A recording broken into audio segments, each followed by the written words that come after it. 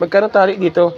45. Bili po tayo ng dalawang tali. Balitag 40 pesos pala yung isang tali dito sa Maynila, guys. Kaya nabili na. Ito ay gagawin nating adobo. Takway at saka pala nakabili-bili ako ng sa halagang 30 pesos nakabili ako ng bayabas. Masarap to imukbang mamaya. Na po guys, lilinisan po natin ha. Ito na yung misis ko, siya po ay naglilinis na. So yan,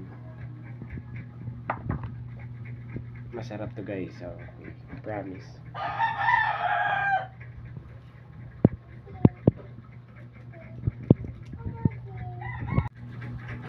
So yun na guys, kalahati ko na yung iba. Yan pa yung iba. So malapit na po ito matapos. Okay na po, na himay ko na po. Natanggalan ko na rin ang balat. So ready for cooking na po. So yun ang balat niya guys. So ayan na guys, yung hugasan na po ito. Ang gagawin ko naman guys is pakukuluan ko ito, then tapos itapon ko yung unang kulo. So guys, na pakuluan na po. Yung unang kulo, yung hindi lang gaano mainit lang, then yung tubig nun is itatapon para matanggal yung kate. So yan guys, kinukuha na namin yung takway, then yung tubig na matitira, yun ang itapon natin. So yan po na siya. Ito na po, lulutuin na po natin to. Ika. So yan, lagyan na natin ng bawang. Yan ang ating sibuyas. Ayan. So, maging brownish na po yung ating bawang. Ilagay na natin yung takway natin.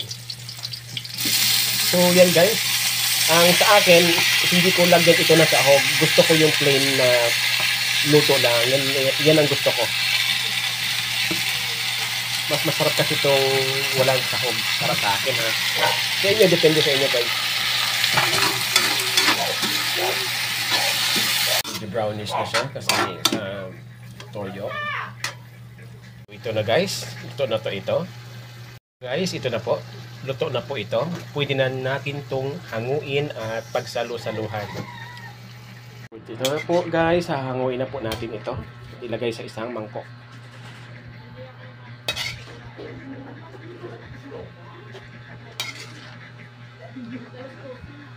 So ayan na po guys.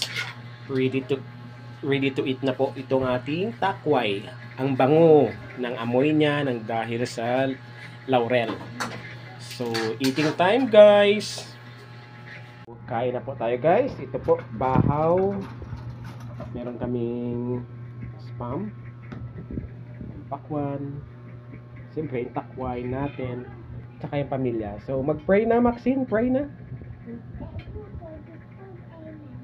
Thank you po, Lord. Thank you. So, sige mami, tikman mo na yung ating takway.